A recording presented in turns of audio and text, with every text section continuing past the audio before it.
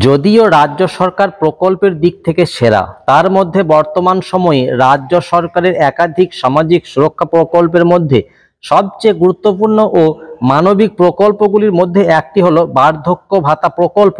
এই প্রকল্পটির মাধ্যমে রাজ্যের 60 বছরের ঊর্ধ্বে বয়স্ক নাগরিকদের জন্য প্রতি মাসে 1000 টাকা করে ভাতা দেওয়া হয়ে থাকে, যাতে তারা তাদের নিত্য প্রয়োজনীয় ব্যয় নির্বাহ করতে পারেন। বিশেষ করে যাদের আয় নেই, পরিবারে তারা অবহেলিত অথবা নিজেদের প্রয়োজনীয় চাহিদা মেটাতে হিমশিম খাচ্ছেন, তাদের জন্য এই প্রকল্পটি এক অনন্য উদ্যোগ হতে পারে। বার্ধক্য ভাতা প্রকল্প কি? পশ্চিমবঙ্গ রাজ্য সরকার পরিচালিত একটি প্রকল্পর নাম officially old age pension scheme বা West Bengal old age allowance প্রকল্প। এই প্রকল্পের মূল উদ্দেশ্য হলো অসহায় ও কর্মক্ষমতা হারানো বয়স্কদের আর্থিক সহায়তা প্রদান করা, যাতে তারা কিছুটা হলেও স্বনির্ভর হয়ে বাঁচতে পারে তার ভবিষ্যৎ জীবনে। মাসিক কত টাকা ভাতা দেওয়া হয়? বর্তমানে এই প্রকল্পের আওতায় প্রতি মাসে 1000 টাকা ভাতা হিসাবে সরাসরি ব্যাংক অ্যাকাউন্টে জমা করা হয়। কিছু বিশেষ পরিস্থিতিতে, যেমন প্রতিবন্ধকতা থাকলে বা সম্পূর্ণ অবসাদগ্রস্ত হলে, ভাতার পরিমাণ সরকার কিছুটা বাড়িয়ে দেয়। এই ভাতা কারা পাবেন বা কারা যোগ্য? বার্ধক্য ভাতা পাওয়ার জন্য রাজ্য সরকার কিছু নির্দিষ্ট যোগ্যতার মানদণ্ড নির্ধারণ করেছেন, যার শর্তগুলি পূরণ করতে পারবেন তারাই এই আবেদন করতে পারবেন এই প্রকল্পে। এই শর্তগুলি হলো: বয়স কমপক্ষে 60 বছর বা তার বেশি হওয়া দরকার। আবেদনকারীকে অবশ্যই পশ্চিমবঙ্গের স্থায়ী বাসিন্দা হতে হবে। কোনো স্থায়ী উপার্জন, চাকরি বা পেনশন থাকলে হবে না। পরিবারের মধ্যে কেউ উপার্জনকারী না থাকলে তাকে অগ্রাধিকার দেওয়া হবে।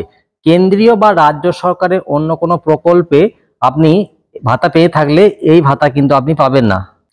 আবেদনপত্র কোথা থেকে পাবেন? স্থানীয় বিডিওতে গিয়ে পাবেন, পঞ্চায়েত অফিসে গিয়ে পাবেন, উপজেলা সমাজ কল্যাণ দপ্তর, এবং আপনি চাইলে অনলাইনে ওয়েস্ট বেঙ্গল সোশ্যাল ওয়েলফেয়ার ডিপার্টমেন্টের ওয়েবসাইটে গিয়ে সংশ্লিষ্ট আবেদনপত্রটি ডাউনলোড করতে পারবেন। কোথায় আবেদনপত্রটি জমা দেবেন?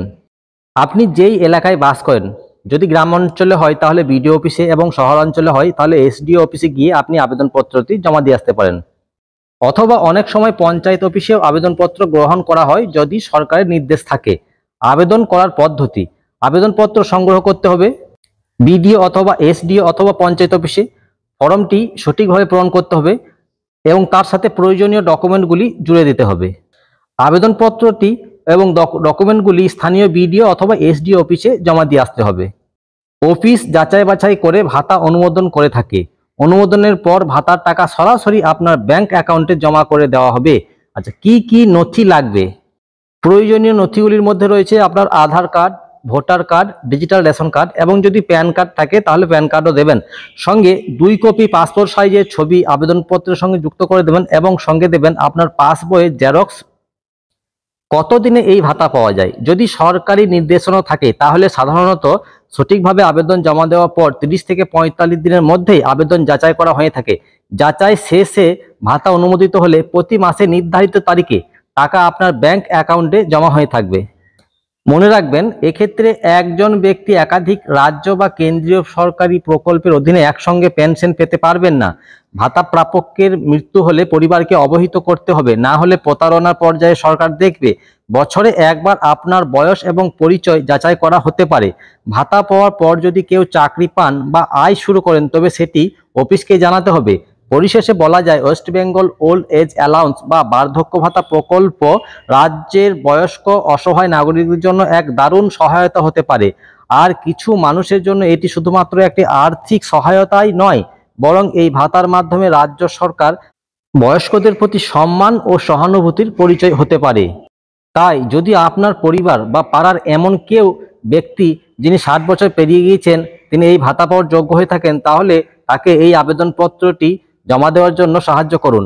এই 1000 টাকার ভাতা অনেকের কাছে একরকম জীবনের ভরসা হয়ে উঠতে পারে। ধন্যবাদ।